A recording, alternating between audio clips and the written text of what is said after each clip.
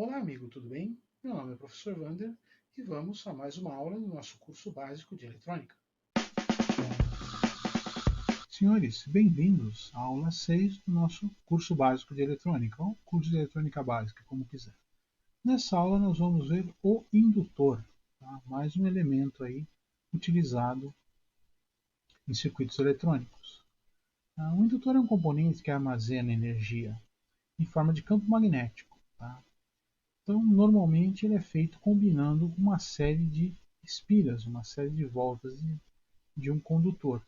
Quando há a circulação de corrente, forma-se um campo magnético. Okay? Vamos ver isso em detalhes daqui a pouco. Símbolos do indutor. Nós temos vários tipos de indutor e cada um tem seu símbolo. Tá? Basicamente, é a representação de um enrolamento, né, de algumas espiras de fio. Porém, o que muda é o tipo de núcleo. Tem núcleo de ar, não tem nada, núcleo de ferro, barras contínuas, núcleo de ferrite, barra tracejada, e um núcleo variável. Esse núcleo variável pode ser de ferrite, como está aqui, ou poderia ser de ferro. Embora não seja muito comum indutores com núcleo de ferro variável, eles existem. Bom, como o indutor funciona, senhores? Olha lá. Tem uma bateria, um indutor e uma chave. Então, está aqui. Nosso amigo indutor, né, tem um núcleo, a gente já vai ver alguns detalhes disso aí, e um enrolamento com várias espiras de fio. A hora que eu ligo a minha chave, forma-se um campo magnético em volta do indutor. Tá? Eu crio um campo magnético e ele armazena energia nesse campo. Tá? Porém, a hora que eu abro a chave, a energia acumulada no indutor ela é dinâmica, ela não é estática, ela depende da circulação de corrente. Então, se eu abro a chave, o indutor faz o quê? Ele tende a manter o fluxo magnético, embora este vá diminuir. Então, ele cria uma força contra-eletromotriz, né? Força de tensão inversa que estava sendo aplicada, e essa tensão sobe, sobe, sobe. Ela sobe tanto que chega a faiscar os contatos. Tá? É por isso que, por exemplo, os carros mais antigos que usavam platinado, você precisava de um capacitor junto ao platinado. Para quê? Para que esse pulso de energia fosse curto-circuitado aqui pelo capacitor. Sem o capacitor, você tem uma faísca. Normalmente, quando isso acontecia, danificava o platinado. E isso acontece com relés, acontece com interruptores residenciais. Se você tem uma carga indutiva, desliga e não tem nenhum circuito para dissipar essa energia, ocorre uma faísca aqui. Okay? É a típica situação onde alguém liga algum elemento, tá? Quando há um vazamento de gás, e na hora de desligar faz uma faísca e explode o ambiente. É um exemplo. Porque você tem uma carga indutiva, um motor de ventilador, por exemplo, na hora que você desliga, espirra uma faísca. Bom, como é que eu calculo o indutor? O cálculo do indutor é razoavelmente complexo, depende muito do tipo de enrolamento.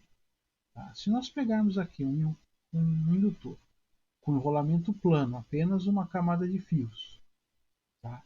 Com o comprimento do enrolamento L aqui, tá? Muito, muito maior do que o raio, posso aplicar essa fórmula. Qualquer variação aqui, a fórmula já se perde, fica mais difícil. E olha lá, L é a indutância, é a característica do indutor que nos interessa. É dada por quê? Mi, que é a permeabilidade magnética do meio do núcleo da bobina, no caso aqui ar, então nós vamos trabalhar com um tal de Mi zero, mas não se preocupem com isso agora, que multiplica N ao quadrado. Quem que é N? É o número de espiras. Tá? Tecnicamente chama-se espiras, não voltas de fio, e sim espira. Espira é uma volta de fio. Tá? Tecnicamente o nome é espira. N, número de espiras, ou seja, quantas espiras eu tenho aqui. Tá? A é a área das espiras da bobina, a área do núcleo, dada em metro quadrado. L, o comprimento longitudinal da bobina, o comprimento do enrolamento aqui. Okay? Então, tendo esses dados, você até consegue com uma certa precisão calcular um indutor, neste caso aqui, com núcleo de ar. E se o núcleo for preenchido com alguma coisa? Bom, aí aparece o μr. Então tem o μ0, que é a permeabilidade magnética do vácuo, que é 4π vezes 10 a menos 7, e μr, permeabilidade magnética relativa do material que eu estou colocando aqui dentro. Tá? E a fórmula, como é que fica?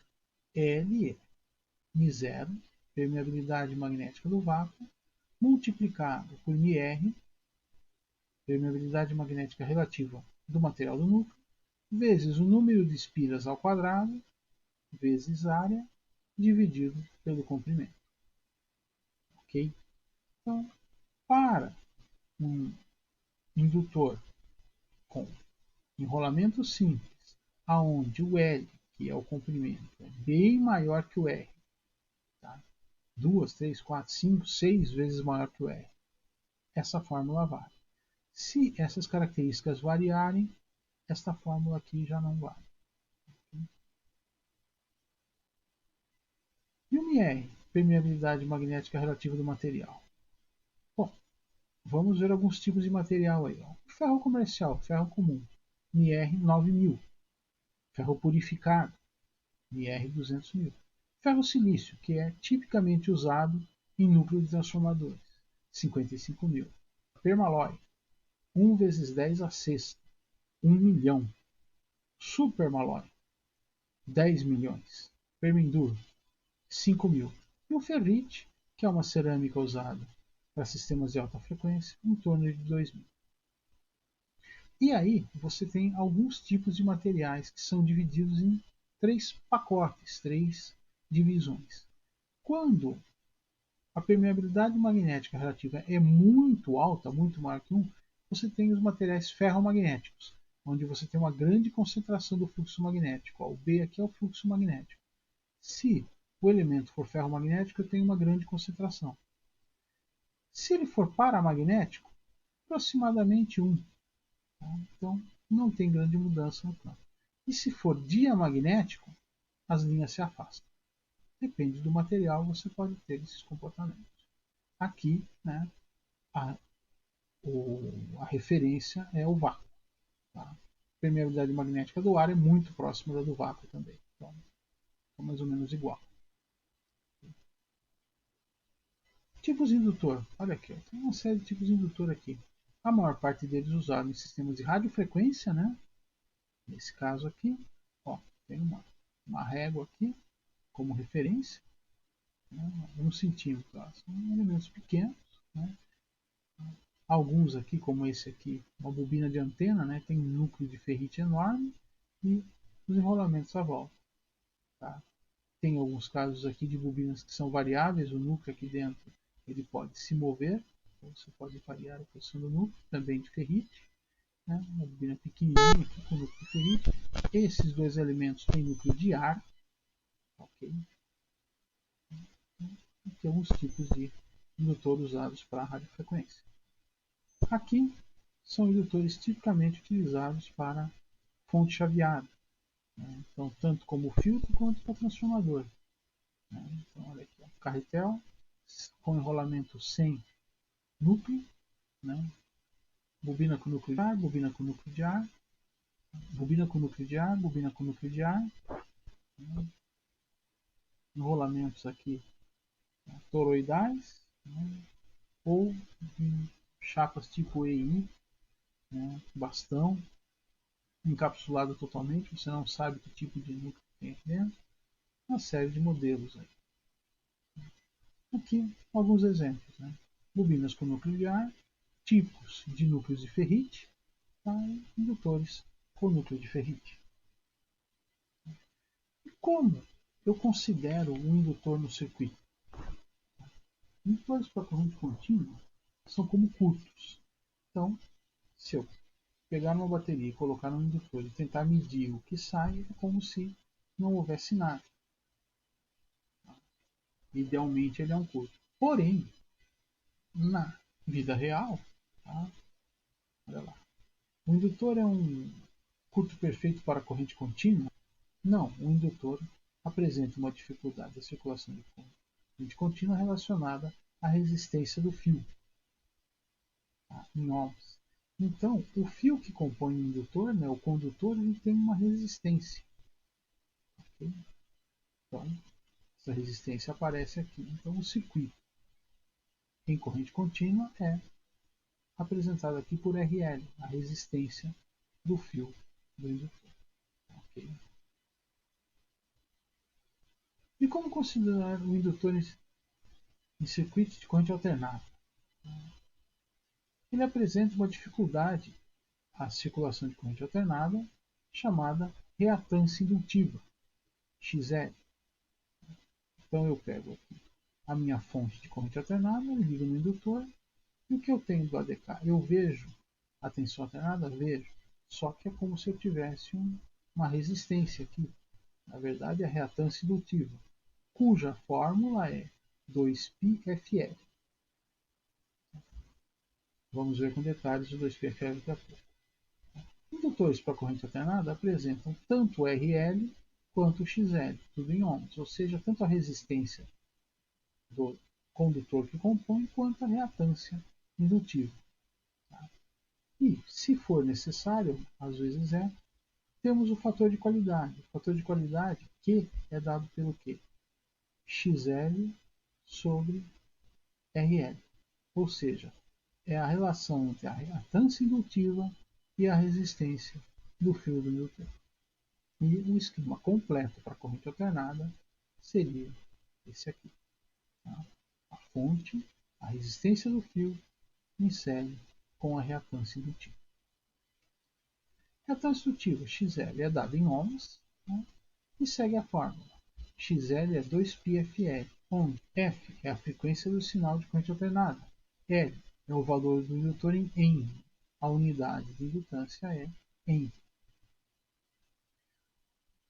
E quanto o indutor acumula de energia? A energia no indutor é dada por meio, 1 sobre 2, L I quadrado, onde L é a indutância do indutor em Henry, tá? E I é a corrente que circula pelo indutor, ao quadrado.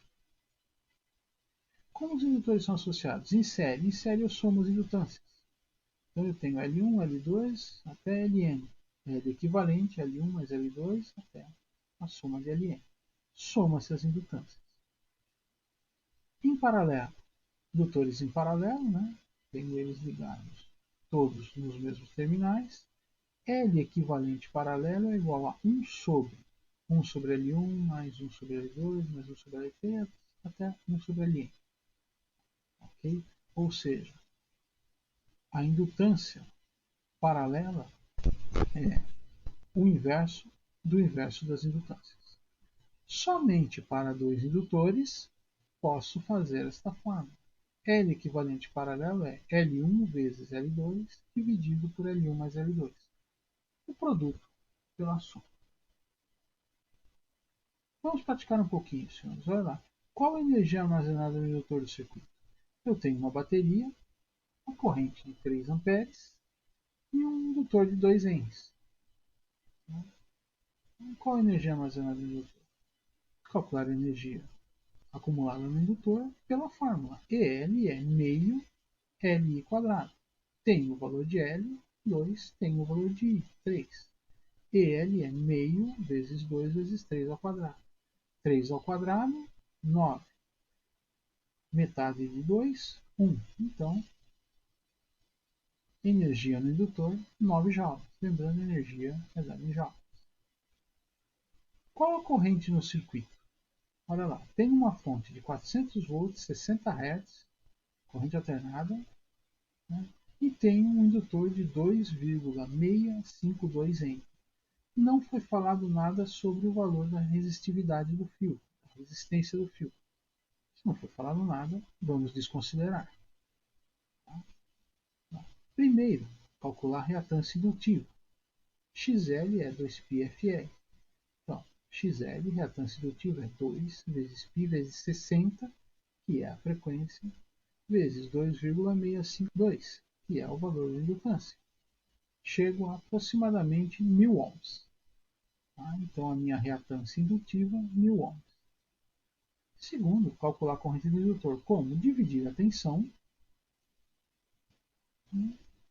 pela reatância indutiva. Então, a corrente do indutor é a tensão, 400 volts, tá aqui, dividido por 1000 ohms, que é a reatância indutiva. 0,4 ampere ou 400 miliamperes. Senhores, vamos agora para o microlab.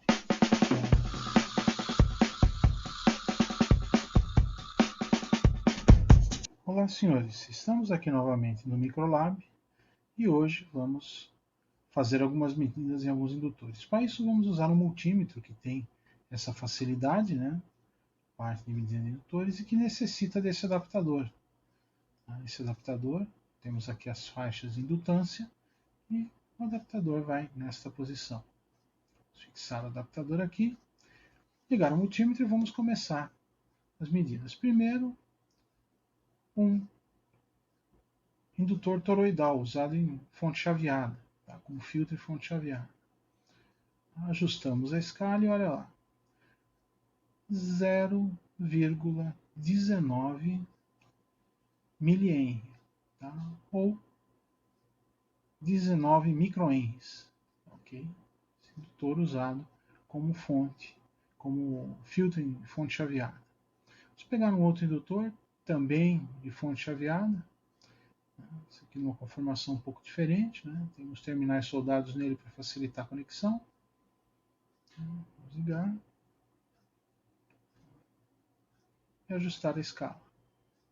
Olha lá, exatamente 3 milihenries.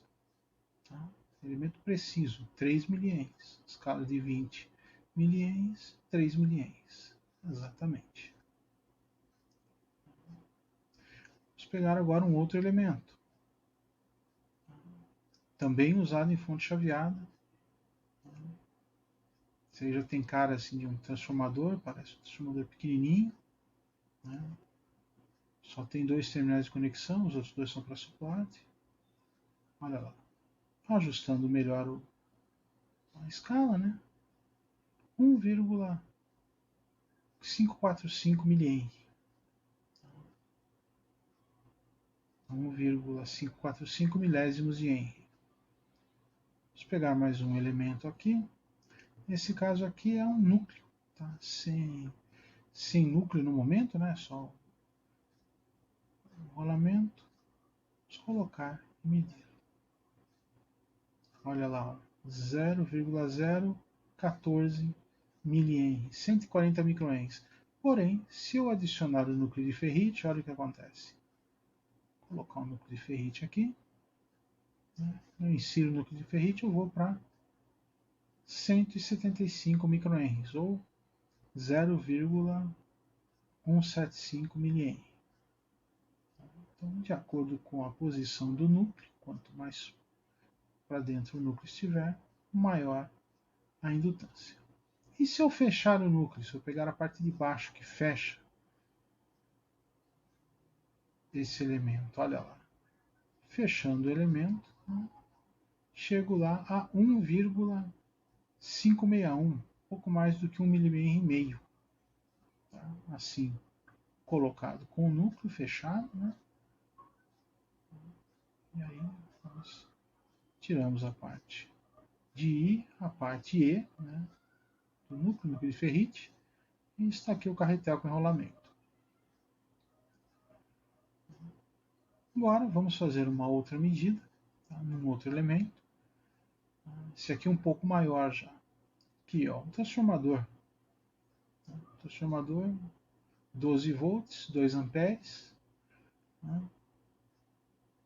Vamos pegar e fazer uma medida no enrolamento de tensão mais alta no primário, tá? Onde seriam colocados 220 volts, é o fio preto e o fio vermelho. Então, colocando aí o fio preto no conector. A indutância desse elemento já é bastante alta, colocando o fio vermelho. Ajustando a conexão ali, perfeito. E excursionando entre as escalas até se encontrar encontrar o valor correto. Olha lá. 3,2 milli, 3,2 Henry. Estou na escala de 20 Henrys, 3,2, 3,15 Henry. Basicamente, isso aí. Fizemos algumas medidas em alguns indutores usados aí no mercado. Senhores, sempre lembrando, se os senhores querem sair do hobby e ir para a vida profissional, Engenharia Elétrica, Campus Assunção, Santo André, SP. Procura lá no anhanguera.com.